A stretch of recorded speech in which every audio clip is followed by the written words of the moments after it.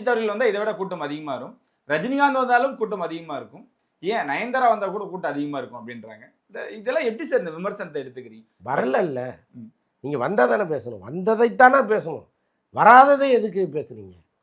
அவர் வரலல்ல, ரஜினி வரலல்ல, அஜித் வரலல்ல, நயன்தாரா வரலல்ல, நம்ம கூட என்ன வேணாலும் பேசலாம். வந்து இந்தியாவுக்கு ட்ரம்ப் பிரதமராக இருந்தால் நல்லா இருக்கும்னு பேசலாம், முடியாது இல்லை. அப்போ முடிகிறவர்கள் என்ன செய்கிறாங்களோ அதை பற்றி தான் பேசணும். முடியாத விஷயத்த, இல்லாத விஷயத்த நான் அது பண்ணிவிடுவேன் இது பண்ணிவிடுவேன்னு பேசுகிறதுல ஏதாவது அர்த்தம் இருக்கு? அப்போ அதெல்லாம் வந்து அப்படியே ஒரு காமெடியாகவே பார்த்துட்டு கடந்து போயிடணும்.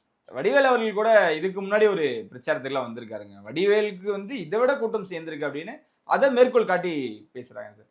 அதாவது இங்கே ஒவ்வொருத்தருக்கும் ஒரு மார்க் கொடுத்து வச்சுருக்கோம். வடிவேலும் விஜயும் ஒன்று கிடையாது.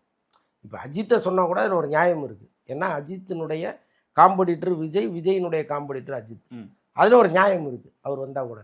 ஆனால் வடிவேலுங்கிற கேரக்டரே வேறு, அவருக்கு மக்கள் கொடுக்குற மரியாதைங்கிறதே வேறு. அவர் சீரியஸாக ஒரு விஷயத்தை சொன்னால் கூட சிரிச்சுட்டு போயிடுவான்.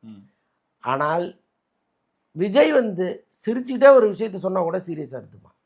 அப்போ யார் இங்கே வராங்கங்கிறது தான் முக்கியம். வடிவேல் வந்தார் நீ வந்தன்னு சொல்கிறதெல்லாம் ஏற்றுக்கொள்ள முடியாத வாதம்.